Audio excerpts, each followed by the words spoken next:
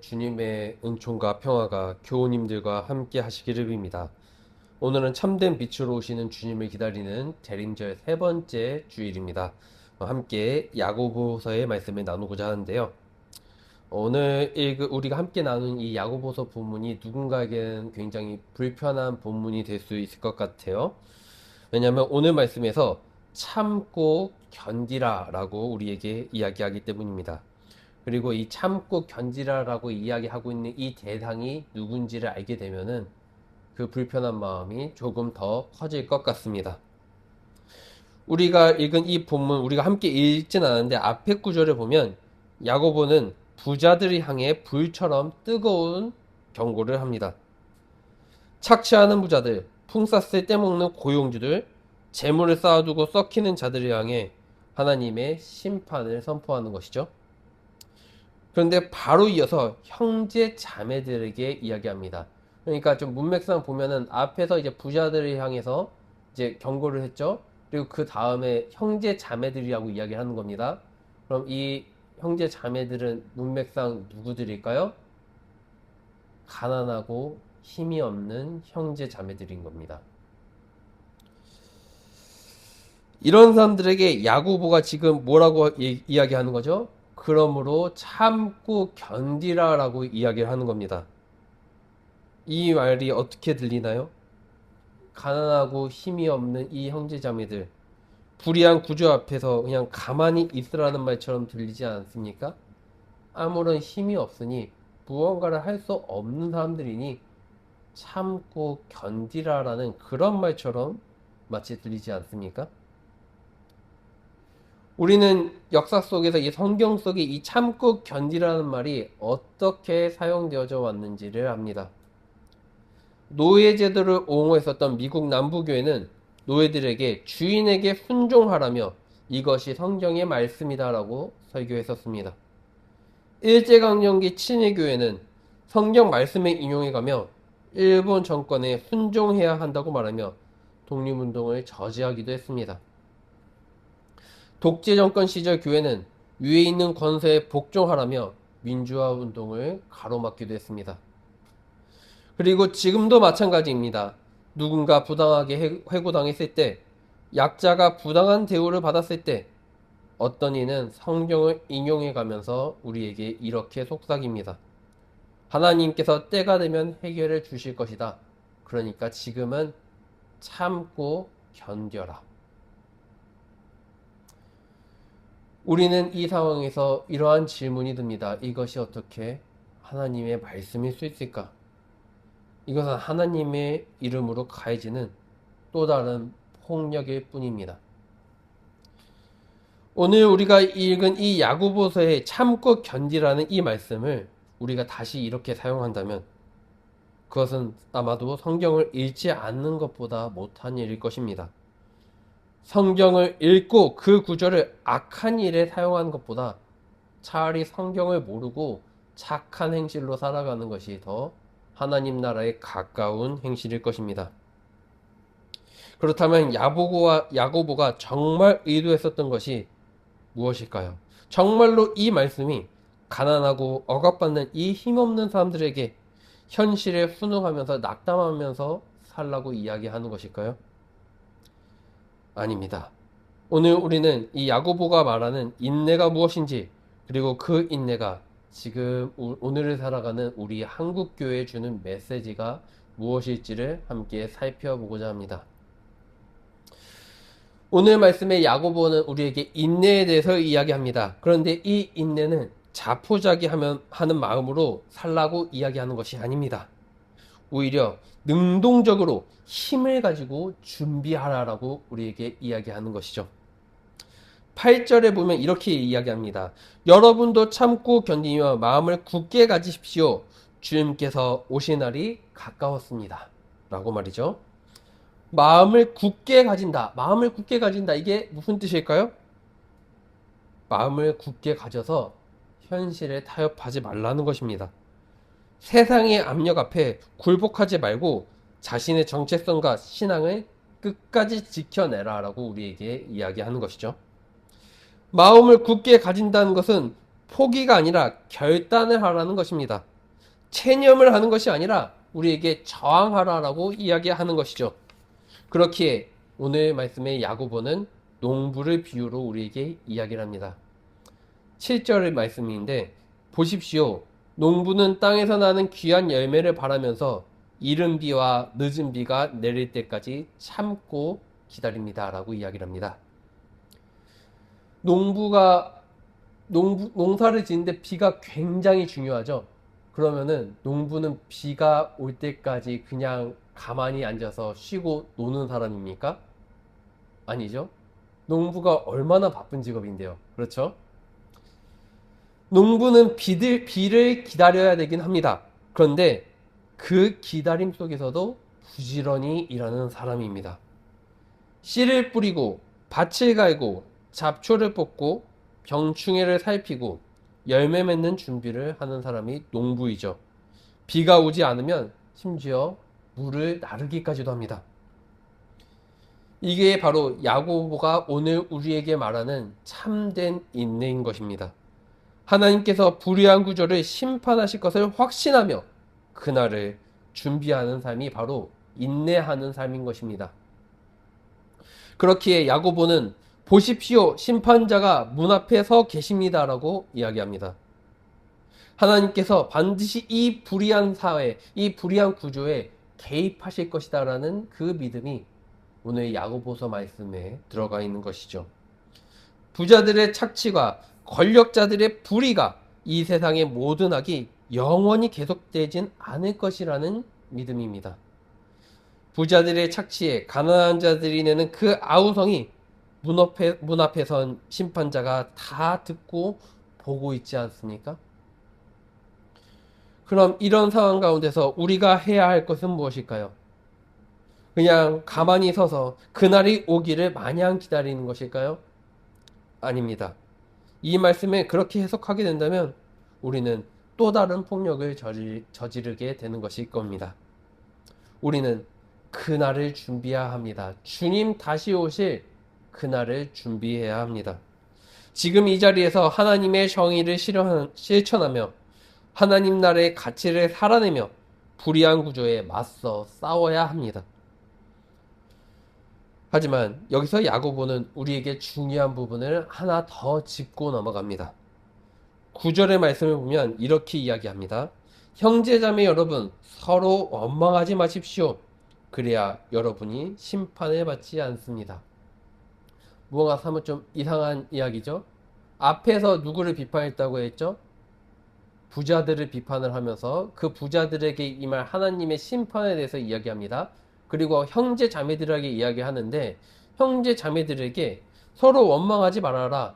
너희에게 심판이 임할 것이다 라고 이야기를 하는 겁니다.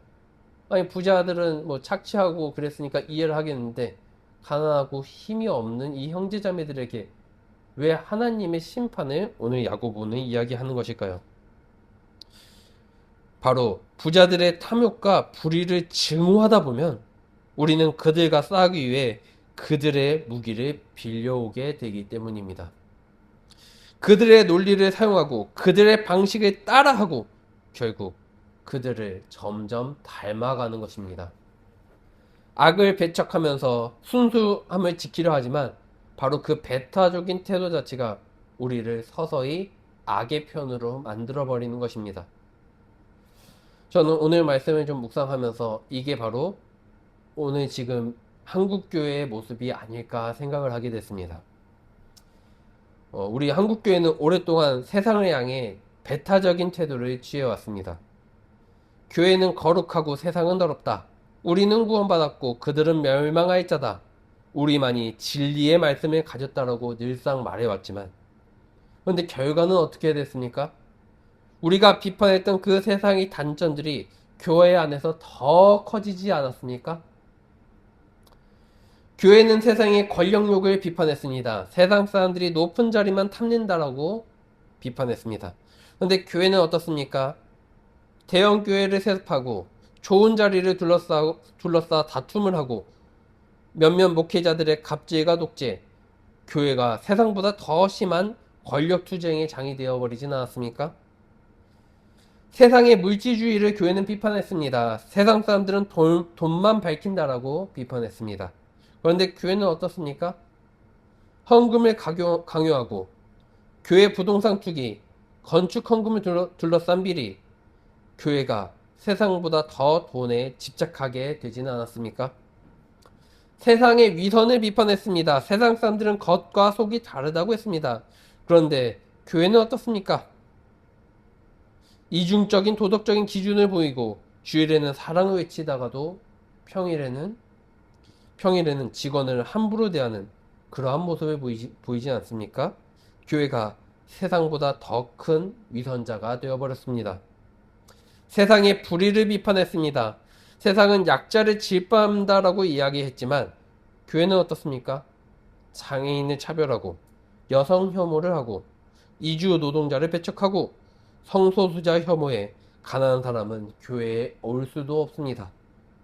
있어도 보이지 않습니다. 교회가 세상보다 더 약자에게 폭력적이게 되었습니다. 교우 여러분, 더 슬픈 것은 우리가 서로를 향해서 똑같이 배타적이 되었다는 것입니다. 진보적인 교회는 보수교회를 비판합니다. 저들은 기득권과 결탁했다. 복음을 팔아먹었다. 예수를 배신했다. 라는 것이죠. 보수적인 교회는 진보적인 교회를 비판합니다. 저들은 이단이다. 좌파다. 복음을 버렸다. 사회주의자들이다라고 비판합니다. 각자가 나만이 순수하고 나만이 전통이고 나만이 진짜 복음을 따른다라고 외칩니다. 그리고 상대를 정죄하고 심판하고 배척합니다. 우리는 부자들을 심판하려다 서로를 심판하는 자가 되었습니다. 우리는 세상을 정죄하려다가 서로를 정죄하는 자가 되어버렸습니다. 우리는 불의와 싸우려다가 서로를 향해 폭력을 휘두르는 자가 되어버렸습니다.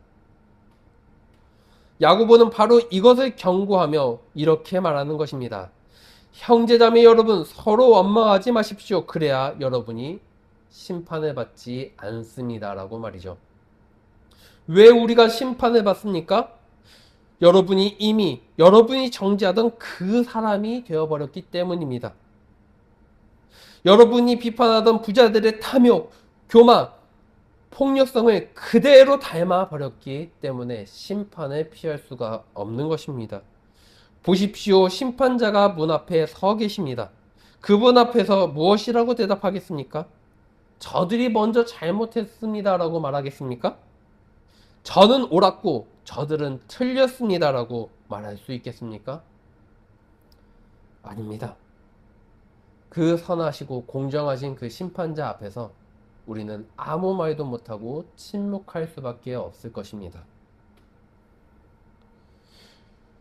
그러면 우리는 불의한 일 앞에서 어떻게 해야 합니까? 불의 앞에서 우리는 침묵해야 합니까? 아무것도 하지 말아야 합니까? 이에 대해서 오늘 야고보 사도는 10절에서 이렇게 이야기합니다. 형제자매 여러분, 고난을 겪으면서도 참고 견딘 본보기로 주님의 이름으로 말한 예언자들을 생각하십시오. 라고 말이죠. 우리에게 말하신 그 예언자들을 생각해 보십시오. 예레미야는 무너져가는 예루살렘 앞에서 울었습니다. 그는 백성들의 죄를 고발했고 심판을 선포했습니다. 하지만 그는 정죄하는 자가 아니라 함께 우는 자로 남았습니다. 예수님은 성전을 청결케 하셨습니다. 장사하는 자들의 상을 뒤엎으시며 강도의 소굴을 만들었다라고 외치셨습니다. 바리새인들을 향해 회칠한 무덤 같다고 질책도 하셨습니다. 하지만 그분은 그들을 사랑하셨고 십자가에서 저들을 용서하소서라고 기도하시는 모습을 우리에게 보여주셨습니다. 교우 여러분, 이것이 바로 예언자적인 인내입니다. 불의를 비판하되 불의한 자가 되지 않는 것, 악과 싸우되 악이 되지 않는 것, 세상을 변화시키되 세상을 닮지 않는 것, 정의를 외치되 심판자가 되지 않는 것입니다. 이것이 바로 야고보가 말한 참고 견딘 참된 인내인 것이죠.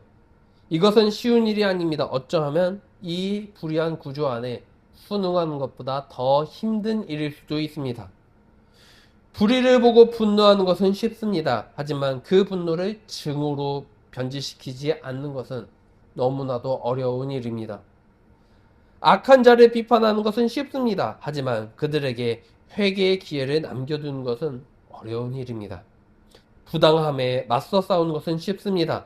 하지만 싸우는 과정에서 상대방의 무기를 빌려오지 않는 것은 어려운 일입니다. 그래서 이것은 진정한 의미의 인내입니다. 이것은 닮지 않기 위한 거룩한 싸움이기 때문에 그렇습니다. 사랑하는 교우 여러분, 우리는 지금 밭을 갈고 씨를 뿌리는 농부와 같습니다. 우리가 어떤 교회가 될 것인지, 우리가 어떤 그리스도인이 될 것인지는 지금 우리의 선택에 달려 있습니다. 우리는 세상을 비판하되 세상을 닮지 않는 교회가 되어야 합니다. 우리는 불의에 맞서되 불의한 방식으로 싸우지 않는 교회가 되어야 합니다. 우리는 정의를 외치되 서로를 정죄하지 않는 교회가 되어야 합니다. 오늘 야고보는 우리에게 말합니다. 마음을 굳게 가지십시오. 주님께서 오실 날이 가까웠습니다. 이제 대림절 세 번째 초에 불이 밝혀졌습니다. 주님께서 오실 날이 가까이 왔습니다. 그날 하나님께서 모든 불의를 심판하시고 모든 눈물을 닦아주시고 새하늘과 새 땅을 이루실 것입니다. 그날까지 농부처럼 부지런히 일합시다. 정의를 실천하고 사랑을 나누고 평화를 만들어 갑시다. 그날까지 마음을 굳게 가집시다. 세상의 압력에 굴복하지 않고 하나님 나라의 가치를 지켜갑시다. 그날까지 서로 원망하지 맙시다. 서로 다르되 서로를 정죄하지 않고 함께 하나님의 때를 준비하는 두란노교회 공동체가 됩시다. 심판자가 문 앞에 서 계십니다. 그분은 부자들의 탐욕을 심판하실 것입니다. 그분은 권력자들의 불의를 심판하실 것입니다. 그분은 이 세상의 모든 악을 심판하실 것입니다. 동시에 그분은 우리에게도 물으실 것입니다. 너희는 어떻게 살았느냐? 너희는 그들과 다른 사람이었느냐? 너희는 서로 사랑하였느냐? 라면서 말이죠. 그날 우리는 이 질문 앞에 담대히 대답할 수 있기를 바랍니다. 주님, 우리는 완벽하진 않았습니다. 우리도 넘어지고 실패하기도 했습니다. 하지만 우리는 주님의 때를 기다리며 우리의 방식으로 살려고 애썼습니다. 우리는 서로 사랑하려고 노력했습니다. 라고 대답할 수 있기를 바랍니다. 주님께서 오실 날이 가깝습니다. 그날까지 마음을 굳게 하시고 서로 사랑하며 하나님의 정의를 실천하는 우리가 됩시다. 그날 우리가 심판자 앞에 섰을 때 우리는 부끄럽지 않을 것입니다. 왜냐하면 우리는 주님의 때를 기다리며 주님의 방식으로 주님의 사랑 안에서 살았기 때문입니다. 우리는 의의 최후 승리를 믿는 사람들로 살았기 때문입니다. 아멘.